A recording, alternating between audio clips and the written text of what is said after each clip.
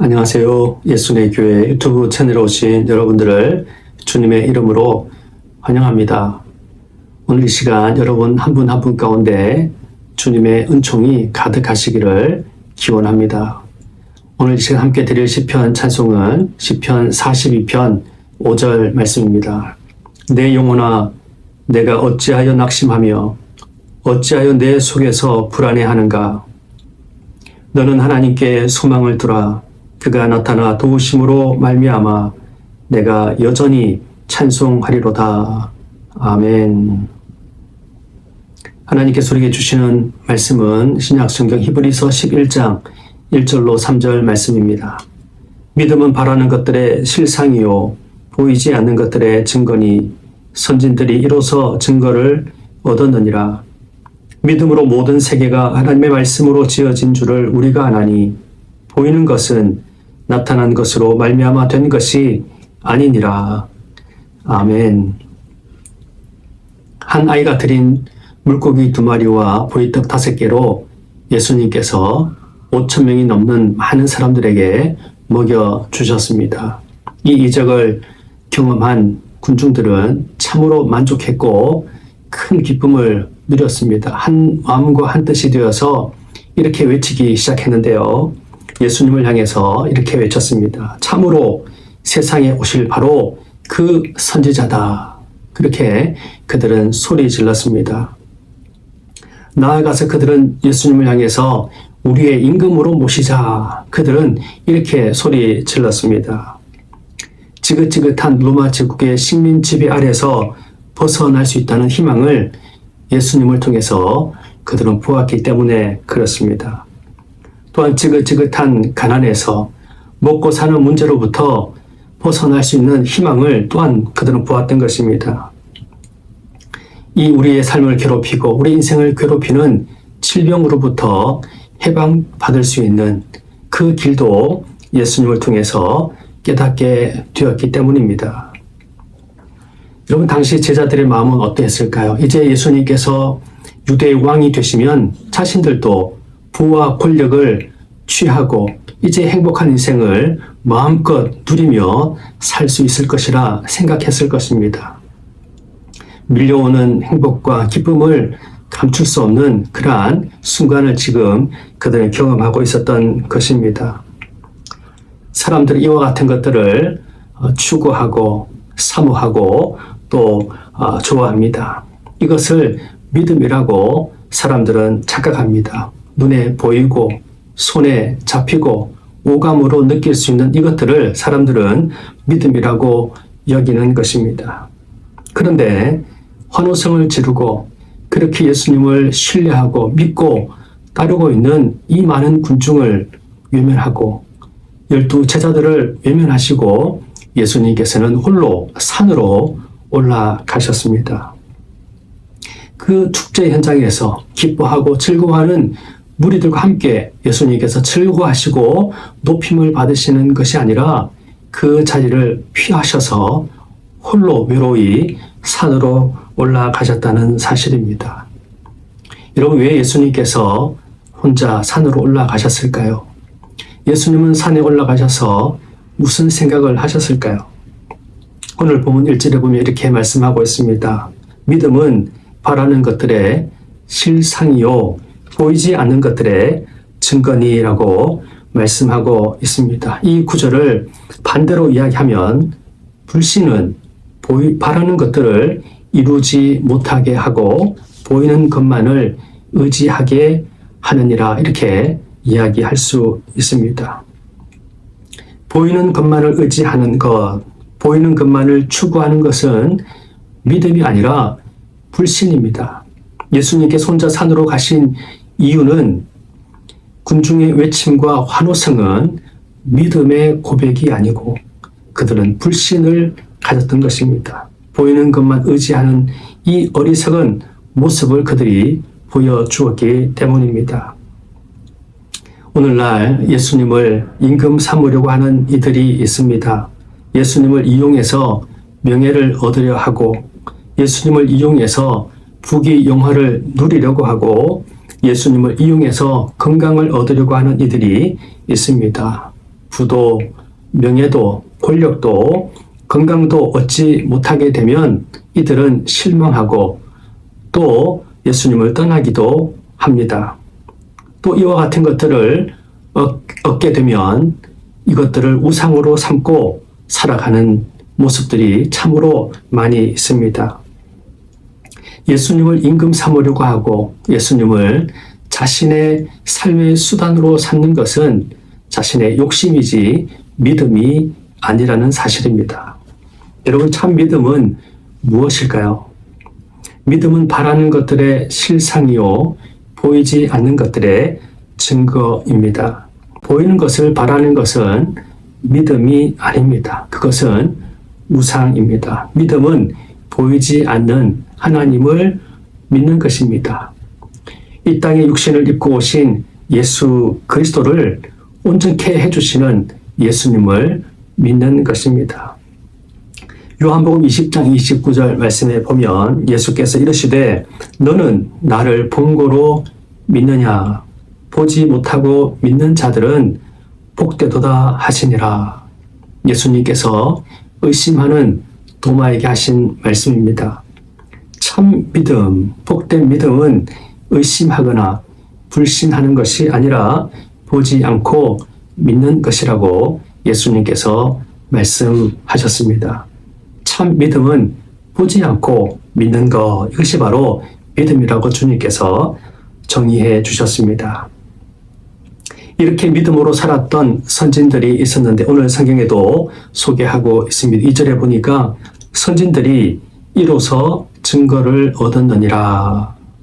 이 2절 말씀을 현대어 성경에서는 옛날 사람들도 이 믿음으로 하나님의 인정을 받았습니다. 이렇게 번역하고 있습니다. 여러분, 옛날 사람들, 선진들은 누구를 가리킬까요? 오늘 성경 4절 이하에 보면 많은 인물을 소개하고 있는데요.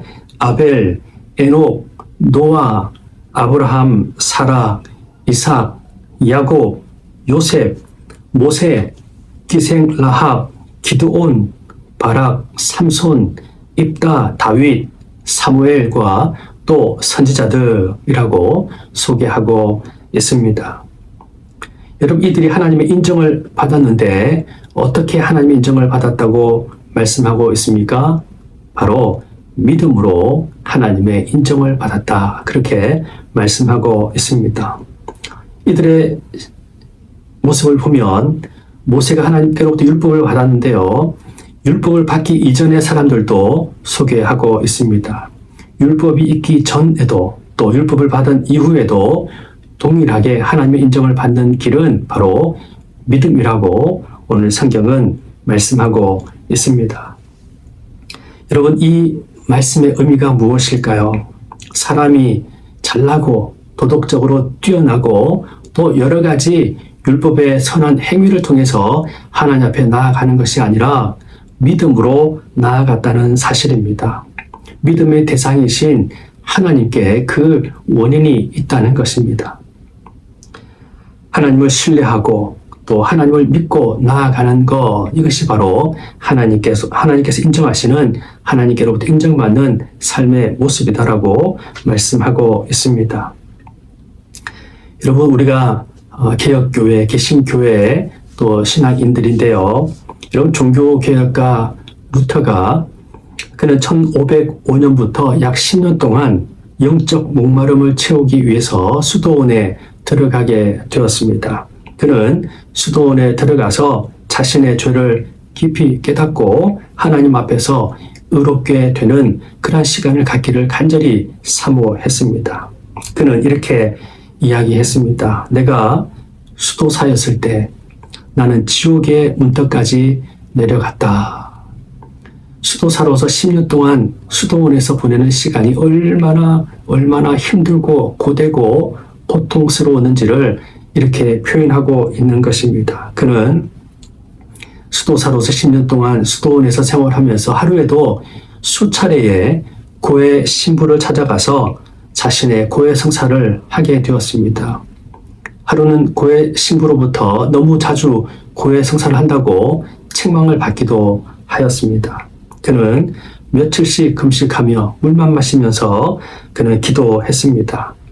굶주림을 통해서 하나님의 은혜를 받아보겠다고 그는 결단했기 때문에 그렇습니다. 그는 겨울에도 난방을 떼지 않고 난방도 없이 추위에 벌벌 떨면서 이불도 덮지 않고 그는 담요도 거부하고 냉바닥에서 엎드려 기도했습니다.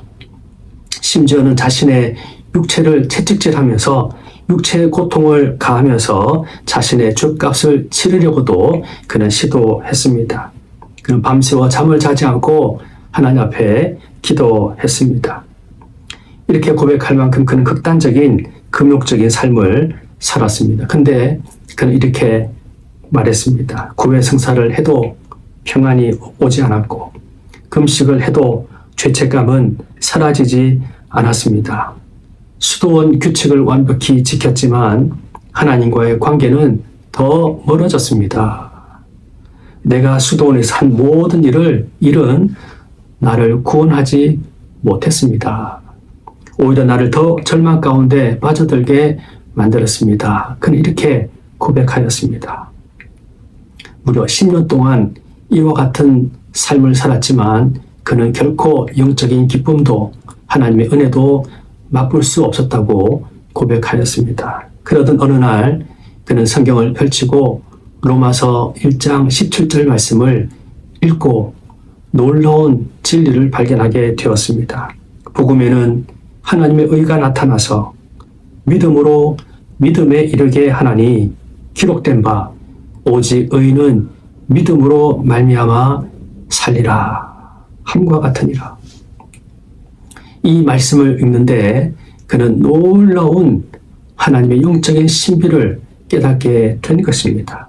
지난 10년간 그가 추구했던 모든 삶이 헛되다는 것을 깊이 깨닫게 된 것입니다.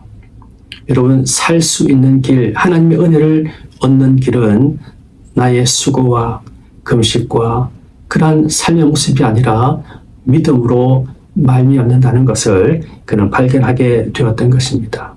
하나님께로부터 인정을 받고 구원의 기쁨을 누릴 수 있는 길은 다른 길이 없습니다. 오직 예수 그리스도를 믿는 믿음으로 말미암아 하나님께로부터 이 은혜가 부어지게 된다는 것을 발견하게 된 것입니다. 그러므로 인간을 높이고 인간의 행위를 자랑하고 눈에 보이는 것을 쫓는 것은 참으로 어리석은 모습입니다. 모든 것은 하나님께로부터 오는 것입니다. 하나님께로부터 인정을 받는 것은 구원에 이르는 길은 오직 믿음으로 바로 예수 그리스도께서 인간의 모든 것을 해결해 주셨다는 사실입니다. 11월 13일은 올해 수능일입니다.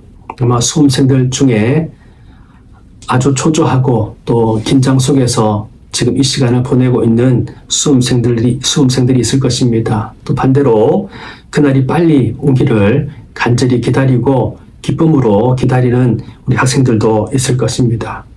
시험지를 받아 들었을 때 눈앞이 깜깜하고 또 답답해서 절망하는 학생도 있을 것이고 반대로 기뻐하고 신나게 문제를 풀어가는 학생도 있을 것입니다.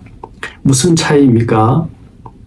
답을 알지 못하는 학생과 문제를 잘 이해하고 답을 아는 학생의 차이입니다. 우리 인생도 삶도 마찬가지입니다. 오늘 본문 3절을 제가 읽어보겠습니다.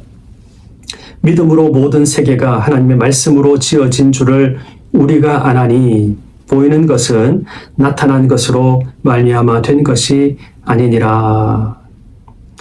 여러분, 인간의 삶은 문제투성이입니다. 출생부터 죽음에 이르기까지 모든 삶이 문제의 연속입니다. 마치 살얼음판을 걷는 듯한 그러한 인생입니다.